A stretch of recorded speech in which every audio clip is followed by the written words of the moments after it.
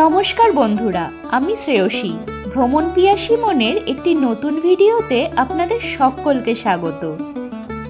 গ্যাংটকে ঘুরতে এসে একদিনের জন্য কি কি ঘুরে দেখবেন সেটা নিয়েই আজকের এই ভিডিওটি। তাহলে চলুন ভিডিওটা শুরু করা যাক। আর ভিডিওটা ভালো লাগলে please like, share and subscribe our channel. November ডিসেম্বরের শীতের আমেজ হোক অথবা গ্রীষ্মের গরমের ছুটি, বাঙালি সুযোগ পেলেই এক দৌড়ে চলে আসে তার অতি প্রিয় পাহাড়ের কাছে। আর পাহাড় তাকে কখনোই নিরাশ ফেরায় না। পাহাড় সবসময় তার রূপে মুগ্ধ করে দেয় তার প্রিয় গুণগ্রাহীকে।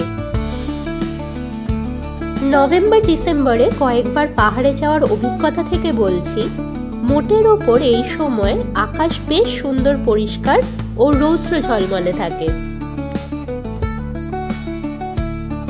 কথা বলতে বলতে বেশ অনেকখানি পথ অতিক্রম করে ফেলেছি। আর এই পথের সৌন্দর্য আলাদা করে কি বা বলার আছে। সুন্দর পথ আর ধর্মীয় রং বেরঙের পতাকার হাওয়ায় ওড়া দেখে অবশ্যই সকলের মন ভালো হয়ে গেছে। আমাদের গাড়ি প্রথমেই দাঁড়িয়ে পড়লো কাঞ্চনজঙ্ঘা ভিউ পয়েন্টে।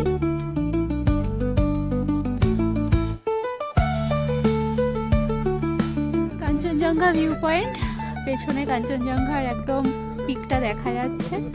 মেঘ চলে এসেছে, কিছুক্ষণের মধ্যে হয়তো ঢেকে যেতে পারে। এই হলো আমার পেছনে পুরো কাঞ্চনজঙ্ঘা রেঞ্জটা।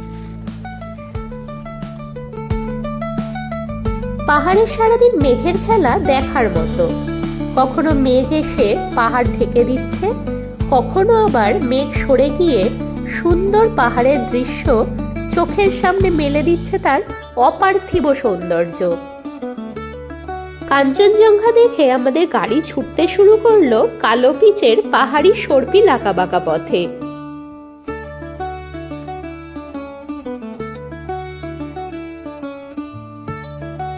বেশ কিছুটা গিয়ে গাড়ি এবার থামলো ব্রেকফাস্টের জন্য, যেখানে আমরা কনকনে ঠান্ডায় জমিয়ে পাহাড়ি মোমোর স্বাদ উপভোগ করতে নেমে পড়লাম। পাহাড়ি মোমোর স্বাদ সমতলের থেকে আমার কাছে অনেক বেশি সুস্বাদু বলে মনে হয়।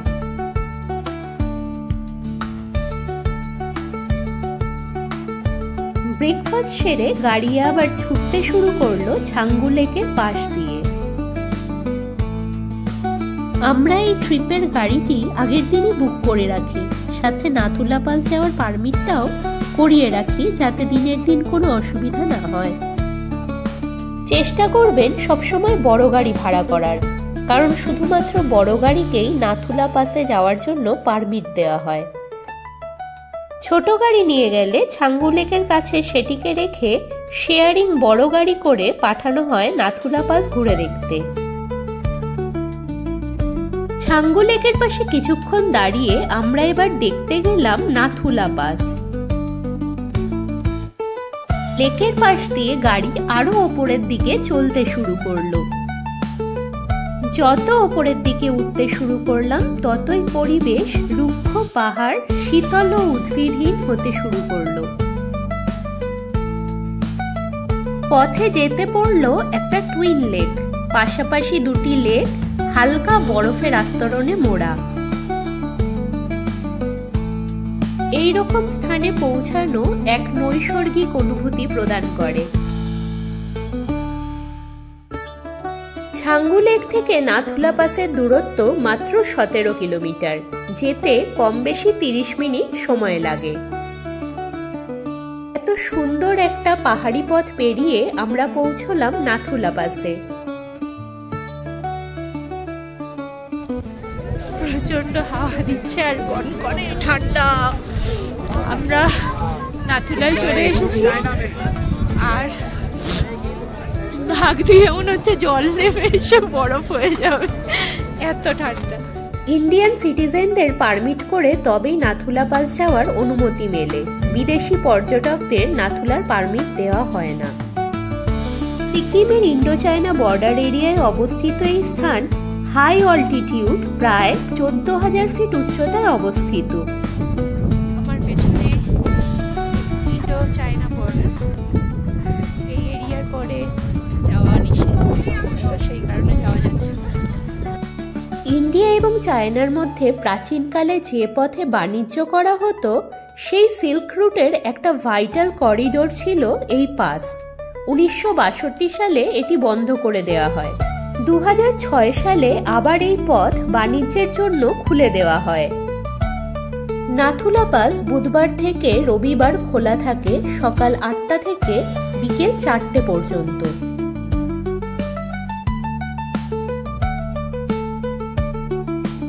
এরপর নাথুলা পাস থেকে ফিরে আমরা পৌঁছলাম বাবা মন্দিরের কাছেই অবস্থিত এক প্রকাণ্ড মহাদেবের মূর্তির সামনে।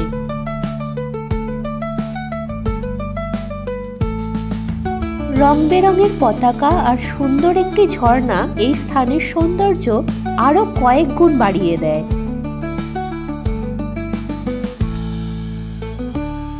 মহাদেবের সৌম্য শুভ্র মূর্তিটি দেখে মন ভরে যায়।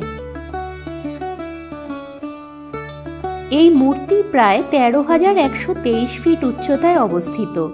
মনে করা হয় পৃথিবীর সবচেয়ে উঁচু ধ্যানমগ্ন মহাদেবের মূর্তিগুলির মধ্যে এটি একটি। এত উচ্চতায় অবস্থিত হওয়ায় ঝর্ণার জল জমে তখন বরফ হয়ে গেছে, আর সেই বরফ গলেই আবার অল্প জল হয়ে বয়ে যাচ্ছে পাহাড়ের গা বেয়ে।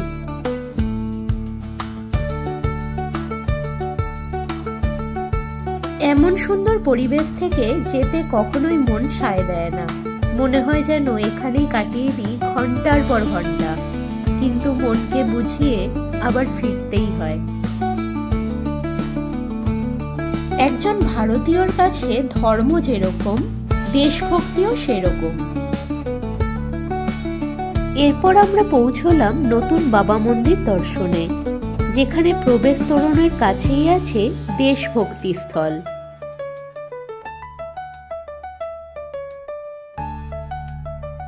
বাবা মন্দির পাঞ্জাব রেজিমেন্টের ভারতীয় সেনার এক সৈনিক বাবা হরভজন সিং এর স্মৃতিতে সমর্পিত, যে কিনা ভারত মাতার সেবায় শহীদ হয়ে যান।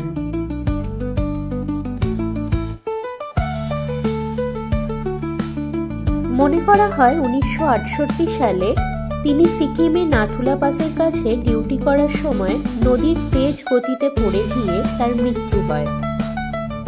পরে এটাও মনে করা হয় তিনি সেনাদের স্বপ্নে দেখা দিতেন ও বর্ডারের রক্ষা করার বিভিন্ন উপদেশ দিতেন। সেনারা এখনো তাকে জীবিত বলে মনে করেন। ভারতবর্ষ আমাদের মা, আর মা আমাদের প্রত্যেক ভারতীয়র গর্ব।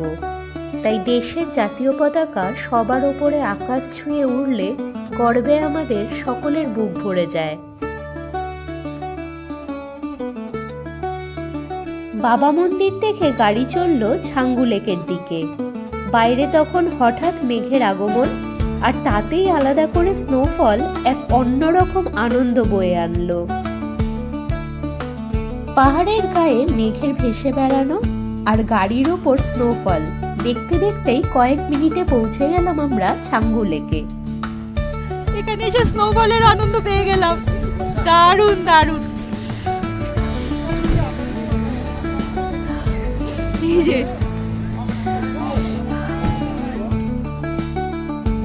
ছাঙ্গু লেক এর অপার্থিব সৌন্দর্যের জন্য পর্যটকের কাছে অত্যন্ত পছন্দের একটি স্থান।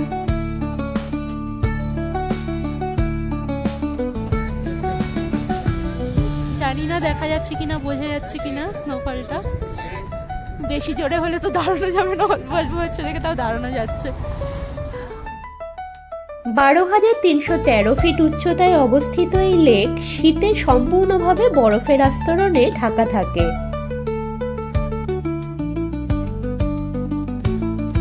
এখানে পর্যটকরা ইয়াক রাইড থেকে শুরু করে হাই অল্টিটিউড রোপওয়ে এনজয় করতে পারেন। সারাদিন খুব সুন্দরভাবে ঘুরে এবার আমাদের গ্যাংটকে ফিরে যাওয়ার পালা। এই ভিডিওটা আপনাদের কেমন লাগলো কমেন্টে অবশ্যই জানাবেন। তাহলে এই ভিডিওটা এখানেই শেষ করছি। এই ভিডিওটা শেষ পর্যন্ত সঙ্গে থাকার জন্য আপনাকে অসংখ্য ধন্যবাদ।